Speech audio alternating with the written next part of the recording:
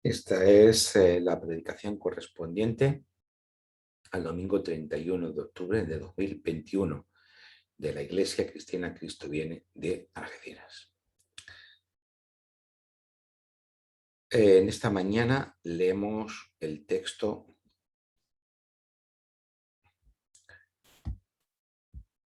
en primer libro de los Reyes, capítulo 8, versículos 1 al 13, que dice así.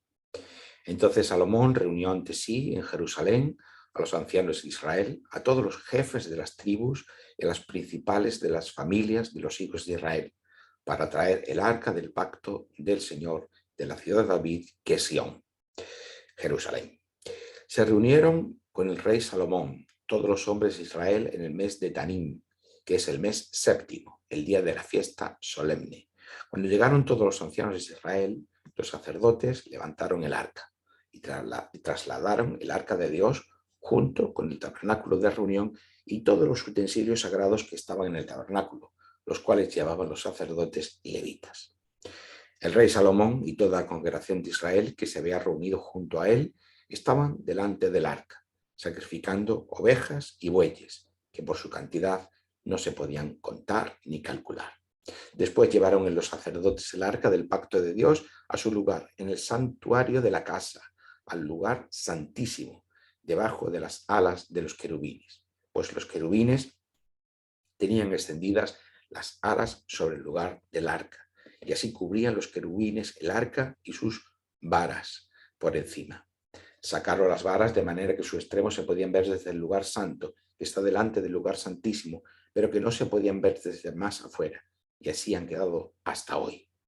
En el arca no había cosa alguna, sino las dos tablas de piedra que había allí puesto Moisés en Horeb, donde el Señor hizo un pacto con los hijos de Israel cuando salieron de la tierra de Egipto. Al salir los sacerdotes del santuario, la nube llenó la casa de Dios y los sacerdotes no pudieron permanecer para ministrar a causa de la nube, porque la gloria de Dios había llenado la casa del Señor. Entonces dijo Salomón, el Señor ha dicho que habitaría en la oscuridad, pero yo he edificado una casa por morada, un sitio en el que tú habites para siempre. Amén.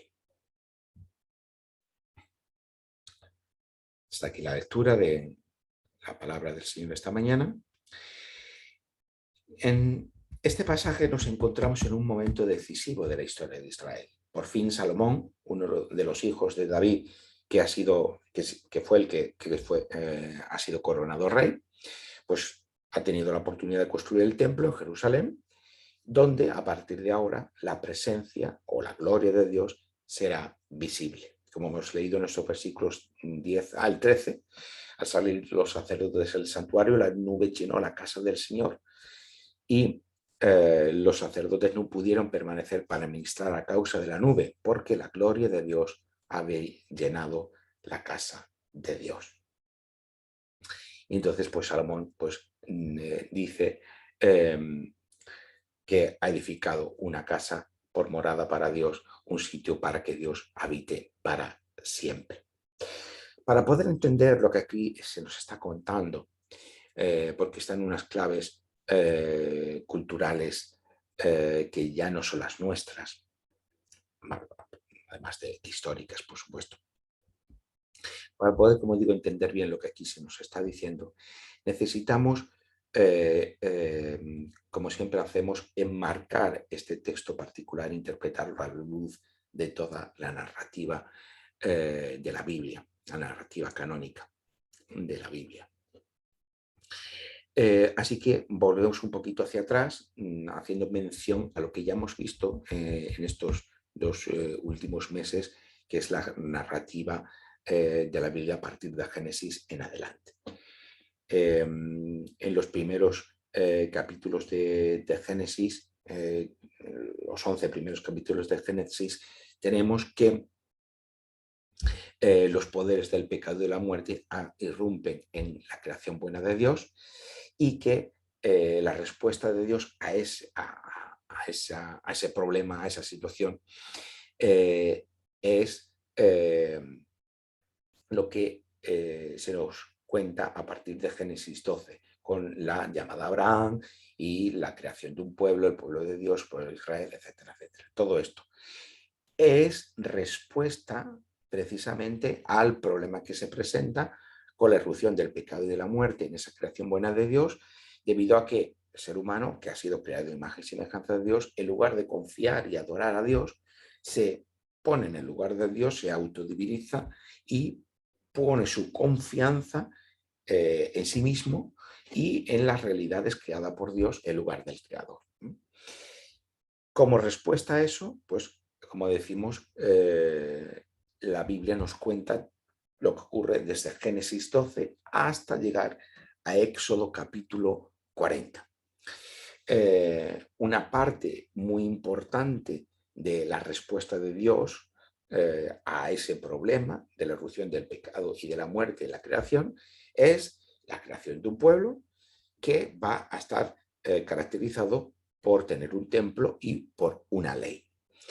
Lo que significa ese templo, la ley lo dejaremos para otro día, pero lo que significa ese templo es lo que vamos a ver en el día de hoy. Por lo tanto, para tenerlo muy claro, lo que ocurre, se nos plantea en Génesis 1 al 11 un problema, pecado y muerte, y de Génesis 12 hasta Éxodo 40 se plantea la solución, el pueblo de Dios y el templo. En ese Éxodo 40 vamos a ver cómo culmina el propósito de Dios en ese templo, en ese templo que en ese caso no es un templo sino un tabernáculo. ¿Qué se cuenta aquí? Pues, como ya hemos dicho, la emergencia del pueblo de Israel como pueblo de Dios, liberado y salvado de Egipto, sacado de la esclavitud, el peregrinaje por el desierto, se llega a Sinaí y ahí Dios a Moisés da las instrucciones para construir un tabernáculo, da los 10 mandamientos y otras leyes. Todo eso culmina cuando el tabernáculo se construye y ocurre lo siguiente. Termina el el libro del Éxodo en el capítulo 40, versículos 34 y 35, y dice lo siguiente. Entonces, una nube cubrió el tabernáculo de reunión y la gloria de Dios llenó el tabernáculo. Moisés no podía entrar en el tabernáculo de reunión porque la nube estaba sobre él y la gloria de Dios lo llenaba. Es decir, lo mismo que tenemos aquí que ocurre en el tabernáculo, lo mismo que ocurrió el día en que el templo, una vez construido, Salomón pues lo dedica a Dios, que es que la presencia de Dios se hace palpable a su pueblo. Y es un momento que en la estructura de la Biblia, en el desarrollo canónico y narrativo de la Biblia, este capítulo 40 es clave. ¿Por qué? Porque precisamente nos está hablando de cómo la presencia de Dios está ahora restaurada con su pueblo. Pero para entender qué significa esto, pues debemos entender qué suponía esta presencia de Dios y qué suponía que estuviera primero en el tabernáculo y después en el templo. Si decimos que esta es la respuesta, o esto sí, es la respuesta al problema que se nos está planteando en los primeros capítulos de Génesis, que es el problema del pecado y de la muerte, ¿cómo se relaciona una cosa con la otra? Pues la cuestión está en entender que el tabernáculo y el templo representan esa relación de comunión de Dios con su pueblo restaurada. Que la gloria de Dios se manifestara suponía que la relación que en Génesis 3 y en Génesis 11 en Edén, en la salida de Edén y en Babel se había roto de Dios con con la creación, con el ser humano, ahora quedaba restaurada, ahora quedaba reconciliada. Este es el significado de que cuando el texto nos dice la presencia de Dios, la gloria de Dios inunda el tabernáculo y después inunda el templo, lo que nos está transmitiendo en Éxodo 40 es precisamente que esa ruptura que hemos tenido en Génesis 3 y Génesis 11 ahora queda restablecida. Alguien podría suponer, bueno, entonces, si ya esa relación de Dios con su pueblo está restaurada, pues entonces lo que queda ahora es que sus promesas de bendición para su pueblo, pero también para toda la creación a través de su pueblo, pues pueden llegar, van a llegar a cumplirse y por lo tanto su propósito de salvación también, con esa derrota del pecado y esa derrota de la muerte. Así, en todo esto nos llegamos al pasaje de hoy, en que el Salomón, como rey de Israel, pues construido el templo de Jerusalén y la presencia de Dios antes en el tabernáculo, ahora inunda el templo. Evidentemente, llegar aquí no ha sido fácil. Desde Éxodo 40 hasta este momento, pues ha ocurrido bastantes cosas por el camino. Y no precisamente ha sido un tiempo de estabilidad y de bendición y de salvación para Israel. Es cierto que había sido sacado de Egipto, pero una bendición estable, un tiempo de paz, de prosperidad, de plenitud, de bienestar para Israel no se había consolidado del todo. De hecho, el camino hasta llegar a ese momento en que Salomón está dedicando el templo a Dios no ha sido fácil, hemos tenido el peregrinaje por el desierto, la entrada a la tierra prometida, el oscuro periodo de confusión y caos de los jueces que ya vimos la semana anterior, la instauración de la monarquía, primero con Saúl, que fue muy problemática, y después con David. David se encarga de unificar políticamente todo el territorio de Israel, le dio una capital a Israel, que es Jerusalén, pero no le fue dado construir el templo, sino que esto le cupo a uno de sus hijos, el hijo que le sucedió en el trono, que fue Salomón. En este momento se vive un periodo de prosperidad y de paz. Como dice el primer libro de los Reyes, capítulo 5, versículo 5, mientras vivió Salomón, Judá e Israel, desde Dan hasta Beerseba, un Israel unificado, los dos reinos de Israel, el norte y del sur, unidos, vivieron tranquilos, cada cual a la sombra de su parra y de su higuera. Por lo tanto, parece que entonces ahora sí la bendición de Dios va a llegar a su pueblo y por fin se va a poder cumplir el propósito de bendición a todas las naciones. La salvación de Dios con la derrota del pecado y de la muerte por fin va a poder llegar a toda la creación. Pero, de igual manera que el asentamiento en la tierra prometida no dio lugar a un periodo de paz y de bendición, sino un periodo de caos y de confusión, debido a que Israel no dio adoración a Dios, sino que se puso su confianza en otras lealtades idolátricas. Siempre veis que tenemos el mismo problema, el ser humano no confía en Dios, no se vuelve a Dios, el ser humano no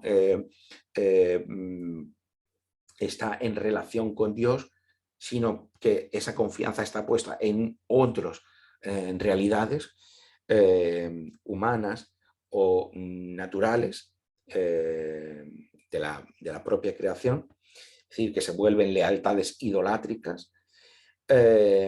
Pues igual que ocurrió eso con la monarquía, que aparentemente David y Salomón, en ese periodo que digamos la época dorada de la monarquía y la época dorada de la propia historia de Israel, pues esa monarquía no, en realidad, que en principio parecía que era la solución en función de la situación que se había creado en el periodo de los jueces, con este tiempo de caos y de confusión, pues podría dar esa estabilidad al pueblo de Israel. Pero no fue así, en realidad no fue así. La monarquía tampoco supuso la estabilidad y la bendición que se le hubiera supuesto. Tampoco supuso ese tiempo de bendición y de salvación para el propio Israel.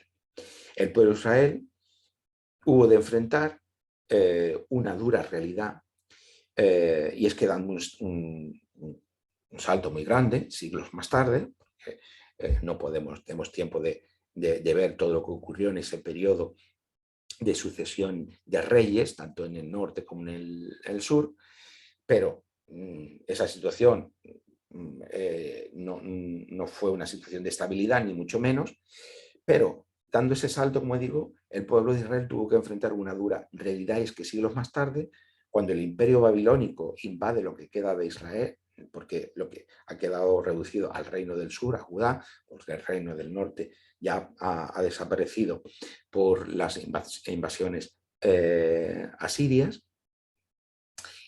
o lo que ocurre es una primera deportación en el año 597 a.C., en el que se lleva el oro del templo y parte de la élite judía a Babilonia.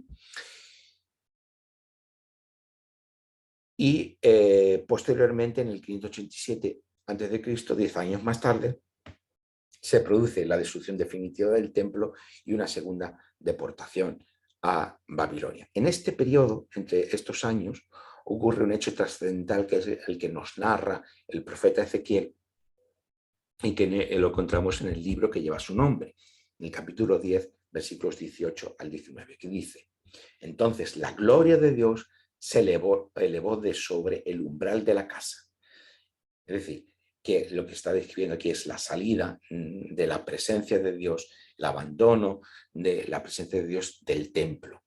Y se puso sobre los querubines, y alzando los querubines sus alas, se elevaron de la tierra ante mis ojos. Cuando ellos salieron, también las ruedas se elevaron al lado de ellos y se detuvieron a la entrada de la puerta oriental de la casa de Dios, y la gloria del Dios de Israel estaba por encima sobre ellos. Es decir, está contando, nos está narrando una profusión de detalles simbólicos, metafóricos, cómo la gloria de Dios abandona el templo.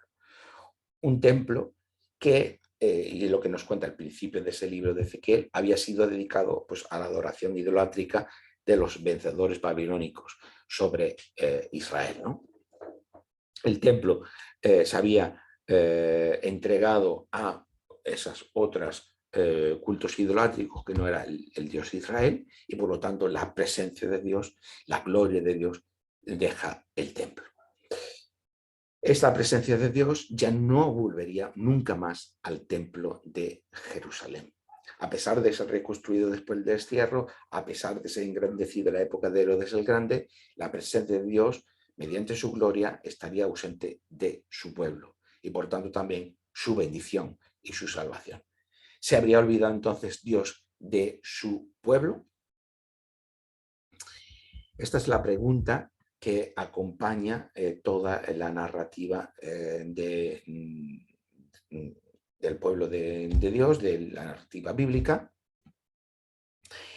porque desde el destierro en Babilonia, el pueblo ya no percibe la gloria de Dios, la presencia de Dios con ellos, de una forma real, de una forma tangible.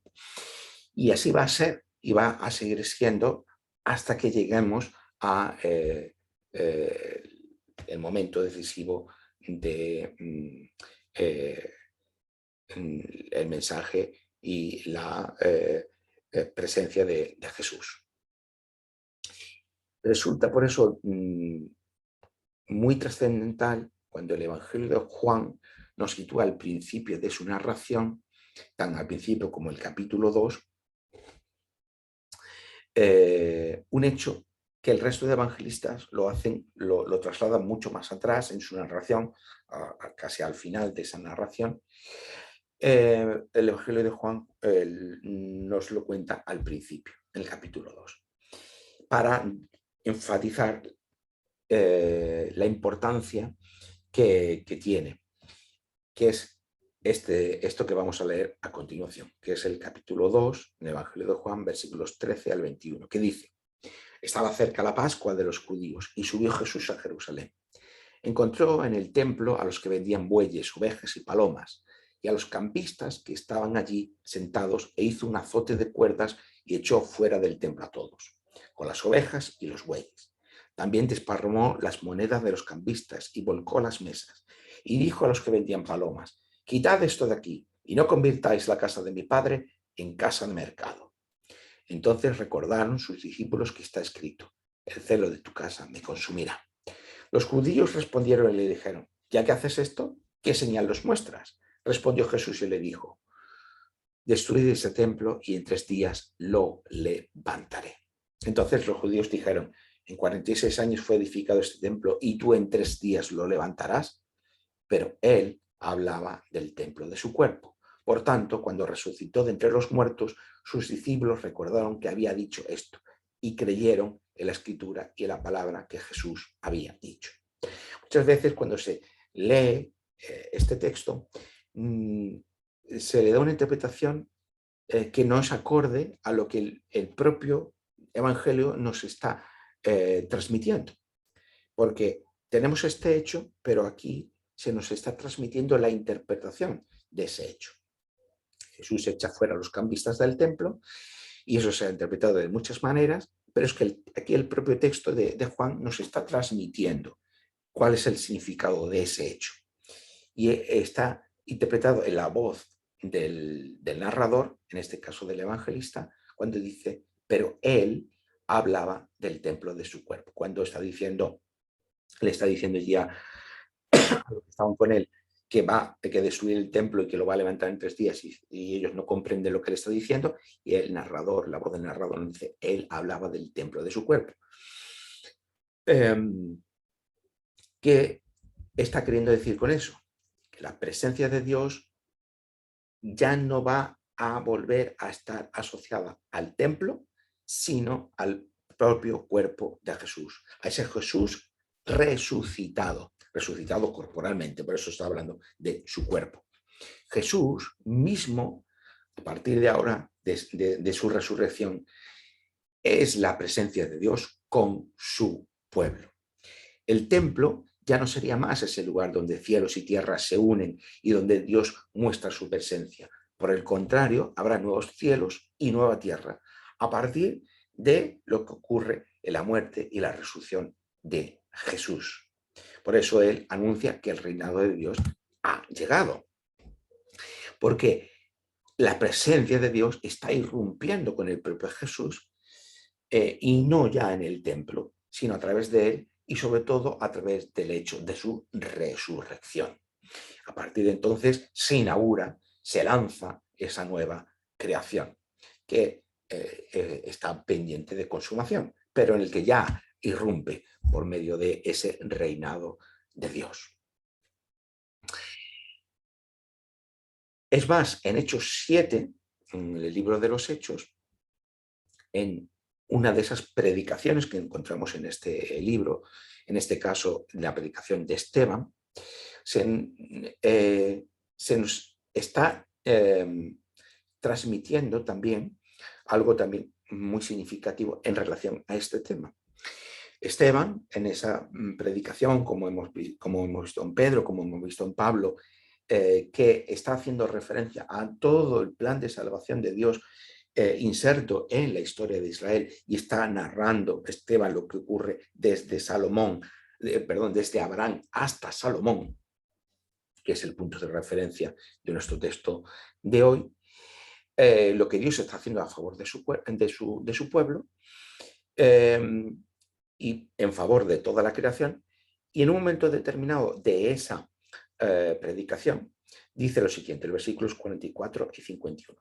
Ha empezado desde Abraham y llega a este momento, diciendo: tuvieron nuestros padres el tabernáculo del testimonio en el desierto, como había ordenado Dios cuando dijo a Moisés que lo hiciera conforme al modelo que había visto, lo que vimos en Éxodo 40, el cual, recibido a su vez por nuestros padres, lo introdujeron con Josué al tomar posesión de la tierra de los gentiles, llevan consigo el tabernáculo, a los cuales Dios arrojó de la presencia de nuestros padres hasta los días de David, en todo el periodo del asentamiento del pueblo de Israel en Canaán.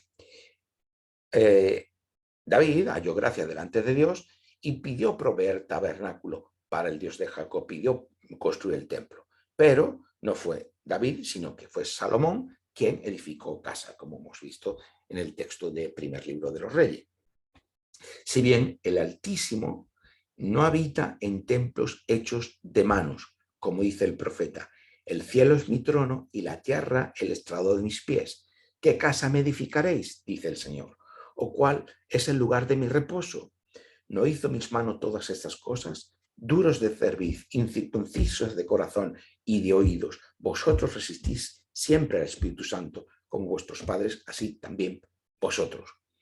Aquí Esteban, que está haciendo referencia a toda la narrativa de salvación, desde Abraham hasta Salomón, y cita este pasaje del profeta Isaías, en Isaías capítulo 66, versículos 1 y 2, está relativizando la importancia del templo, y para ello está citando al profeta Isaías, en el que se dice que la presencia de Dios ya no hay que entenderla exclusivamente centrada en el templo, ya esto lo está diciendo Isaías, en este periodo en el que se está escribiendo esta parte de Isaías, del libro de Isaías, ya se ha vuelto del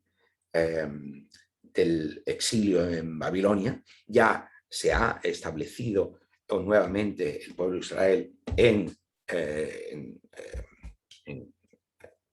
allí en Canaán, en su tierra de origen. Y en ese momento que la presencia de Dios no ha vuelto a ese templo reconstruido, Isaías está hablando de que en realidad toda la creación es el templo de Dios, que no necesita de templos hechos de manos humanas, porque Dios es Señor de toda su creación y la propia creación es el templo que alberga la presencia de Dios. Ya tenemos en Isaías este cambio de matiz y Esteban está aludiendo a esto mismo ya una vez que Jesús ha muerto y ha resucitado. Y ya tenemos entonces este cambio de perspectiva, este cambio de orientación. Por lo tanto, la presencia de Dios, la gloria de Dios ya no está sujeta en exclusividad al templo, por el contrario, toda la creación de Dios sirve como templo para Dios. Y esto también lo que nos cuentan los primeros capítulos de Génesis, los capítulos de la creación, que la creación tiene este propósito, albergar la presencia de Dios en comunión con los seres humanos, que es lo que tenemos en el jardín del Edén. Pero ese pueblo que se ha mostrado infiel, que se muestra infiel una y otra vez, es lo que hace que la presencia de Dios se vuelva esquiva, que el ser humano, dicho de otra manera, no sea capaz de percibir como algo real, como algo tangible, la propia presencia de Dios. ¿Por qué? Porque no está en comunión con Dios, no está en relación con Dios. Había habido un restablecimiento parcial o provisional con el tabernáculo, después con el templo, pero el pueblo de Israel no se había mantenido fiel a Dios y por lo tanto esa presencia entendida, objetivada en el templo, deja de percibirse como real desde el exilio, y a la vuelta del exilio ya estamos viendo ese cambio, ese matiz distinto en el que toda la creación representa ese templo para Dios. Entonces está relativizando precisamente el templo en su tiempo. Es en ese mismo capítulo 66 de Isaías, donde se dice en el versículo 18, porque yo conozco sus obras y sus pensamientos, tiempo vendrá para juntar a todas las naciones y lenguas, vendrán y verán mi gloria. Ya ha dicho al principio de este capítulo 66, Isaías, que toda la creación es templo de Dios y que Dios mismo va a traer hacia sí todas las naciones y todas las lenguas. Dios mismo reúne a todos los pueblos que podrán ver sin mediaciones de ningún tipo su gloria. ¿Dónde? En un nuevo templo. ¿Cuál es ese nuevo templo? La nueva creación, los nuevos cielos y la nueva tierra. Lo que nos dice en ese mismo capítulo 66, el versículo 22. Porque como los cielos nuevos y la nueva tierra que yo permanecerán delante de mí, dice el Señor. Cielo nuevo y nueva tierra que ya en el capítulo 65 anteriormente a este capítulo ya se ha anunciado que Dios va a hacer nuevos cielos y nueva tierra. Por lo tanto, recopilando un poco todo lo que hemos visto así muy rápidamente, a la luz de Jesús como Mesías e Hijo de Dios, el templo y la ley se muestran como lo que eran, mediaciones provisionales de la presencia y de la voluntad de Dios. Una vez que las promesas de Dios se cumplen en Jesús como el Cristo, esas mediaciones, ley y templo, pierden su importancia. Es lo que Esteban está diciendo en relación al templo y lo que después Pablo va a decir en relación a la ley. Pierden su importancia. ¿Por qué? Porque las promesas de Dios ya se han cumplido. ¿Se han cumplido en quién? En Jesús, como el Mesías y como Hijo de Dios. Precisamente porque esas promesas se han cumplido, ahora es Cristo, esa presencia de Dios, para reconciliar a toda la creación consigo mismo. Dios, a través de Cristo, reconcilia a toda la creación consigo mismo. Y en eso no se muestra otra cosa que el propósito salvador original de Dios que Dios ha tenido desde el principio, que nos está contando la Biblia en toda su trayectoria narrativa. Y tal y como nos dice la carta a los Colosenses en el capítulo 1, versículo 20, con el que vamos a terminar.